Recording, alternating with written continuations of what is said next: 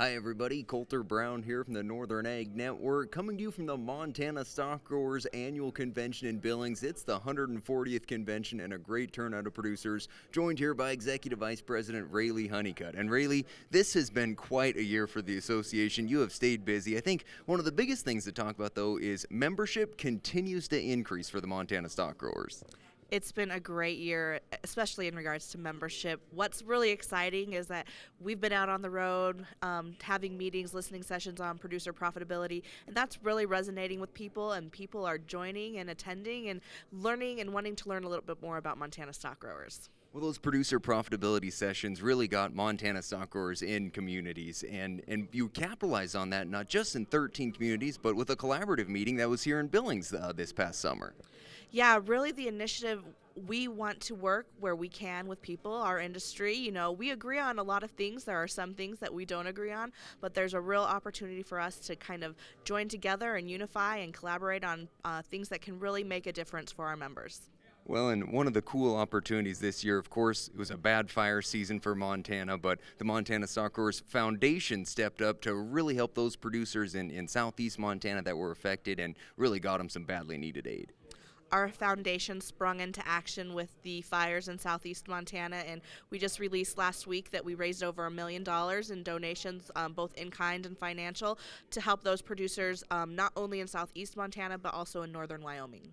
Now, if that weren't enough, also Montana stockgrowers involved in some litigation on behalf of their members here, and boy, it seems almost constant, but some positive news there and some ongoing cases as well. Yeah, we are definitely keeping attorneys and the court system busy with litigation. One of the recent things that we have filed a motion to intervene on is that the DEQ's CAFO general permit is being questioned and called into question about how they are requiring water monitoring. And so we've intervened and really proud to represent those 132 operators under that permit and their voice be heard while that trial goes into place. Certainly. Well, here at the convention, of course, it's about policy, both on the federal and state levels. I know you and your crew are going to be busy with the legislature next year. Give us just an idea of some of the topics. I know the policy is yet to be determined, but what issues do you expect to come up? January 6th is the kickoff of the legislative session, and so far we're seeing a lot of conversation about water. We have the Montana Cattle Committee proposal that will be in front of the legislature, as well as some land use things, as well as taxes will be a huge one. So we, after this convention, will kind of roll up our sleeves, dive into those bill drafts, and get ready for the session to represent Montana ranchers. Well, we appreciate what you do, and thank you for organizing this convention. I think with the market where it is, producers are feeling pretty good as they wrap up 24. Yeah, the vibe here is very good. Everybody is very optimistic. There's lots to be thankful for this last year, and so looking forward to seeing where it takes us into 2025. Certainly. Well, thank you for letting us be a part of the convention. That's going to do it for this moment from the convention. We're going to be back and talk about some of these very high cattle markets we're seeing after the break. From the beginning, we've worked closely with farmers. BNSF's ties to the agricultural community go back 175 years.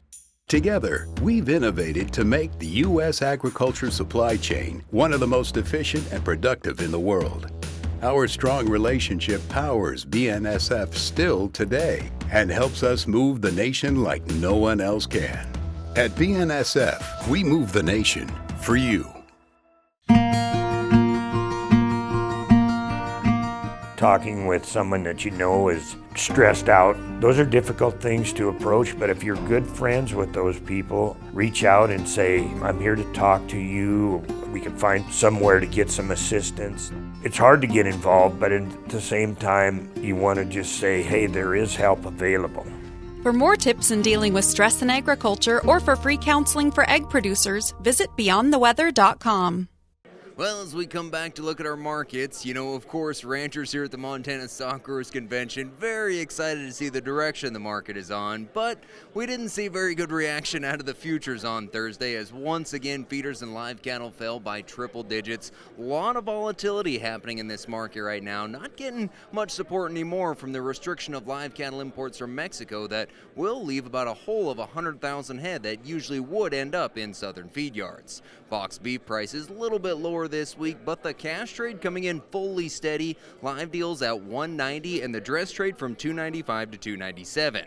As we talk about this calf market, though, it's getting pretty exciting. In Torrington, we saw a sharply higher market, especially on those light calves. 3 weights topped out at $5 a pound. Upper 4 weight steers selling from $365 to $397. 5 to 5.5 weights $355 to $369. Upper 5 weights $320 to $340, and the light 6 weights $3 to $314.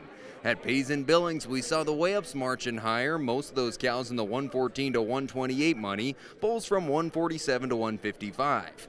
And in the wheat market, we did see some recovery from the oversold conditions. Hard red winter and spring wheat bouncing back a little bit. Did get some help from a lower dollar that's kind of been weighing on the market lately. Did see the announcement from Canada that their wheat production came in 6% higher this year, so may not be a lot of upside potential for this market through the winter, so have to look for those opportunities to sell when we can find them. Well, that's going to do it for today's report from the Montana Stockgrowers Convention. For Northern Ag TV, I'm Coulter Brown. Have a good one.